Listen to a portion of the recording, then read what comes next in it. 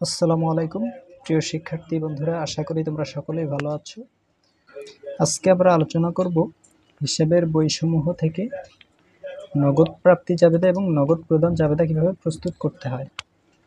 তোমরা জানো, প্রতিষ্ঠানে প্রতিনিয়ত বিভিন্ন ধরনের লেনদেন সংগঠিত হয়ে থাকে। এর ভিতরে কিছু থাকে বাকিতে, কিছু থাকে নগদে।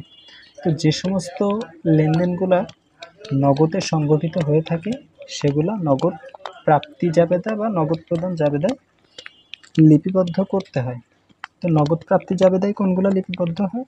যেসব লেনদেনের মাধ্যমে প্রতিষ্ঠানে নগদ অর্থের আগমন ঘটে, অর্থাৎ নগদে অর্থ প্রাপ্ত হয়, সেসব ধরনের লেনদেনগুলো নগদ প্রাপ্তি জাবেদায় অন্তর্ভুক্ত করতে হয়। তাহলে নগদ প্রাপ্তি এবং নগদ প্রদান জাবেদা কি?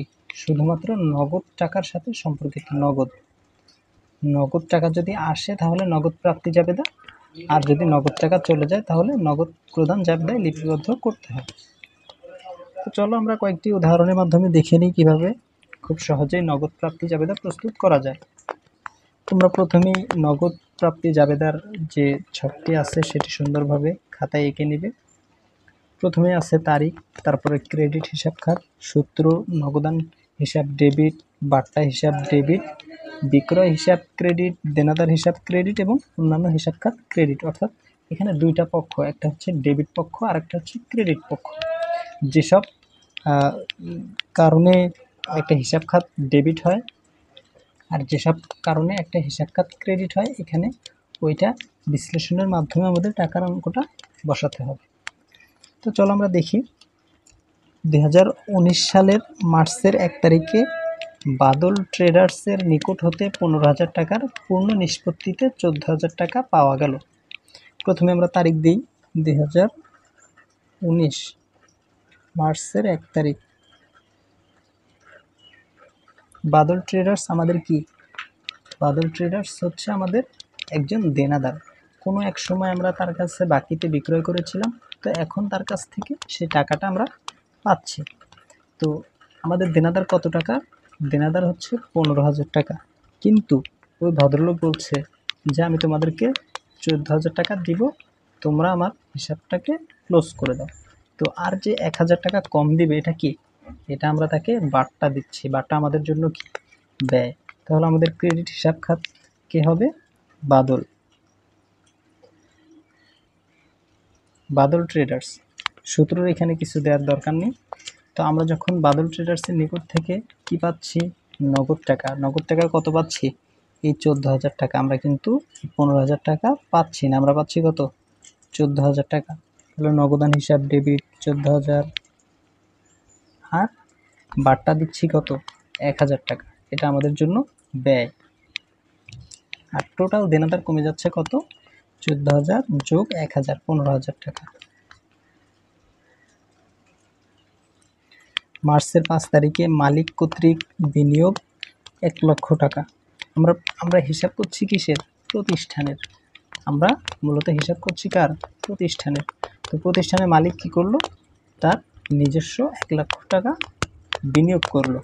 বিনিয়োগ করলে কি হয়? প্রতিষ্ঠানের নগদ অর্থের আগমন ঘটে। নগদ অর্থের আগমন ঘটলে আমরা কোথায় অন্তর্ভুক্ত করি? নগদ প্রাপ্তি জাবেদায়। মার্চের 5 তারিখে মালিক কর্তৃক বিনিয়োগ, এটা হচ্ছে কি? মূলধন। মূলধন আনয়ন কত টাকা? 1 লক্ষ টাকা। নগদান হিসাব ডেবিট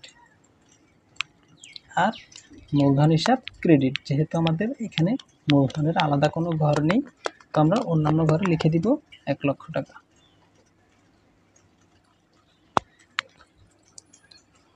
মার্চের 11 তারিখে করিম ট্রেডার্সের নিকট নগদে বিক্রয়। আমরা করিম ট্রেডার্সের নিকট নগদে বিক্রয় করি কত? 10,000 টাকা। তো নগদে বিক্রয় করলে জাবেদা কি হয়? নগদান হিসাব ডেবিট আর বিক্রয় হিসাব ক্রেডিট। 11 বিক্রয়।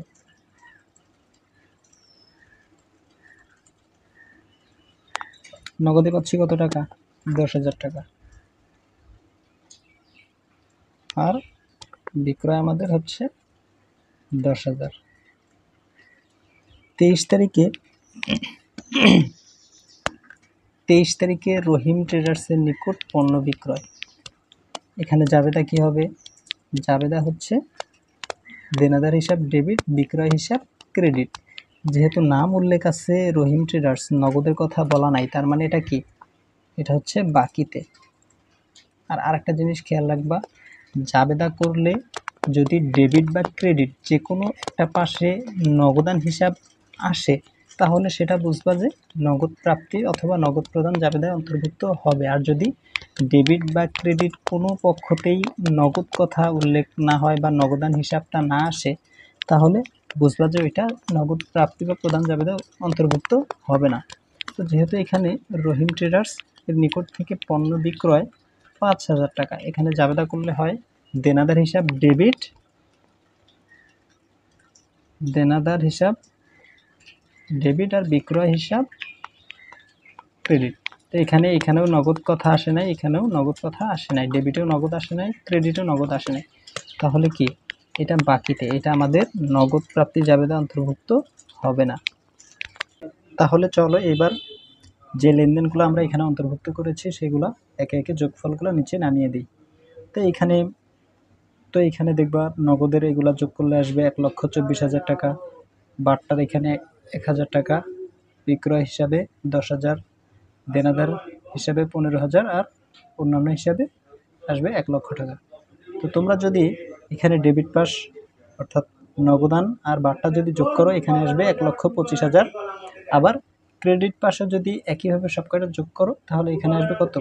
10,000, 15,000 আর 1,25,000। তাহলে আলটিমেটলি কিন্তু আমাদের ডেবিট পাস এবং ক্রেডিট পাসটা কি মিলে গেল। তাহলে চলো আমরা এবার দেখে নিই কিভাবে নগদ প্রদান জাবেদা প্রস্তুত করতে হয়। তো আমরা একইভাবে দেখে নিব যে নগদ প্রাপ্তির ঘর কেমন ছিল। এখানেও নগদ প্রদানের ক্ষেত্রে সেমি ঘর হবে, শুধু এখানে হিসাব খাতের নামগুলো একটু চেঞ্জ হবে। যেমন ক্রয় হিসাব ডেবিট হবে, পাওনাদার হিসাব ডেবিট হবে এবং অন্যান্য হিসাবটা ডেবিট হবে, আর প্রাপ্ত বাট্টা এবং নগদানটা ক্রেডিট হবে। নগদ প্রদান জাবেদায় কোনগুলো অন্তর্ভুক্ত হবে?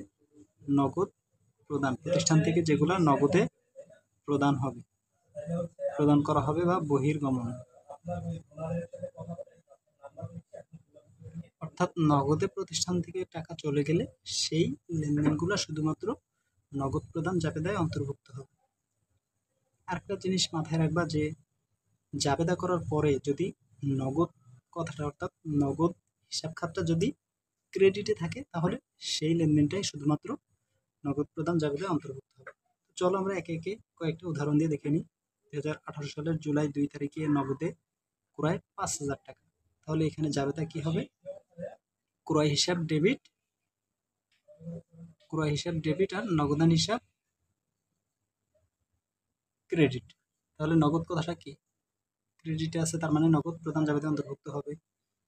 2018 সালের জুলাই 2 তারিখে ক্রয় হিসাব ডেবিট 5,000 আর নগদান হিসাব ক্রেডিট 5,000 টাকা। জুলাই 5 তারিখে মিলনকে পরিশোধ 3,000 টাকা। মিলন হচ্ছে আমাদের একজন পাওনাদার, পাওনাদারকে পরিশোধ করলে পাওনাদার কমে যায়, তাই পাওনাদার হিসাব ডেবিট আর নগদান হিসাব ক্রেডিট। নগদ টাকা কিসে আছে? ক্রেডিটে আছে। নগদ টাকা কিসে আছে? ক্রেডিটে আছে। তাহলে এখানে কি লিখবো? হিসাব খাত হচ্ছে মিলন, পাওনাদার ডেবিট 3,000, নগদান ক্রেডিট 3,000 টাকা। জুলাই 15 তারিখে আসবাবপত্র ক্রয়, জাবেদা কি হবে? আসবাবপত্র হিসাব ডেবিট, নগদান হিসাব ক্রেডিট। এখানেও নগদ কি ক্রেডিটে আছে, তার মানে নগদ প্রদান। তাহলে হিসাব খাত আসবাবপত্র, যেহেতু আমাদের এখানে আসবাবপত্রের নামে কোনো ঘর নাই, তাই অন্যান্য ঘরে দিব 8,000 টাকা ডেবিট, 8,000 টাকা ক্রেডিট। জুলাই 20 তারিখে ঋণের সুদ প্রদান 500 টাকা। ঋণের সুদ যদি প্রদান করি, তাহলে হিসাব আসে সুদ হিসাব ডেবিট, ঋণের সুদ হিসাব ডেবিট আর নগদান হিসাব ক্রেডিট। নগদ কি চলে যাচ্ছে, তাই ক্রেডিট। এখানে হিসাব খাত সুদ, ঋণের কোনো বা হিসাব খাতের কোনো ঋণের বা সুদের কোনো ঘর নাই, তাই আমরা এখানে অন্যান্যের ঘরে দেবো 500 টাকা আর নগদান হিসাব ক্রেডিট 500 টাকা। 25 তারিখে রিমাকে পরিশোধ 2,800 টাকা এবং বাট্টা প্রাপ্তি 200 টাকা। রিমাকে আমাদের একজন পাওনাদার। তো রিমাকে আমরা টোটাল 3000 টাকা, সে আমাদের পাওনাদার 3000 টাকা, মানে আমাদের কাছ থেকে সে 3000 টাকা পাবে, বাট আমরা তাকে 2800 টাকা পরিশোধ করে হিসাব খাতটা ক্লোজ করে দিচ্ছি, আর সে আমাদেরকে 200 টাকা বাট্টা দিচ্ছে। তাহলে আমরা এখানে লিখবো রিমা পাওনাদার 3000 টাকা, আর আমরা কি নগদে দিচ্ছি 2800 টাকা, আর বাট্টা পাচ্ছি 2000 টাকা। তাহলে দুটো যোগ করলে আসে 3000 টাকা, তাই এখানে আমরা লিখবো 3000। রহিম ট্রেডার্সের 30 তারিখে দেখো, রহিম ট্রেডার্সের নিকট থেকে ক্রয় 10,000 টাকা। এখানে যেহেতু নাম দেয়া আছে, তার মানে কি এটা বাকিতে ক্রয়। বাকিতে ক্রয় কি অন্তর্ভুক্ত হবে? জাবেদা করলে কি হয়? ক্রয় হিসাব ডেবিট, পাওনাদার হিসাব ক্রেডিট। এখানে দেখো, এখানেও নগদ নেই, এখানে ভালোই। তাহলে আমাদের এটা কি নগদ প্রদান জাবেদা অন্তর্ভুক্ত হবে না। তাহলে আমরা একে একে যোগফলগুলো নিচে নামিয়ে দিই। ক্রয়ের এখানে 5,000, পাওনাদার হিসেবে এখানে 6,000, অন্যান্য হিসেবে 8,500, প্রাপ্ত বাট্টার এখানে 200 এবং নগদান হিসাবে 19,300।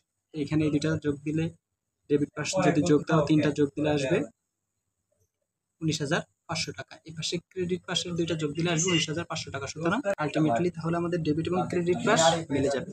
তো আশা করি তোমরা খুব সহজেই নগদ প্রাপ্তি জাবেদা এবং নগদ প্রদান জাবেদা প্রস্তুত করতে পারবে।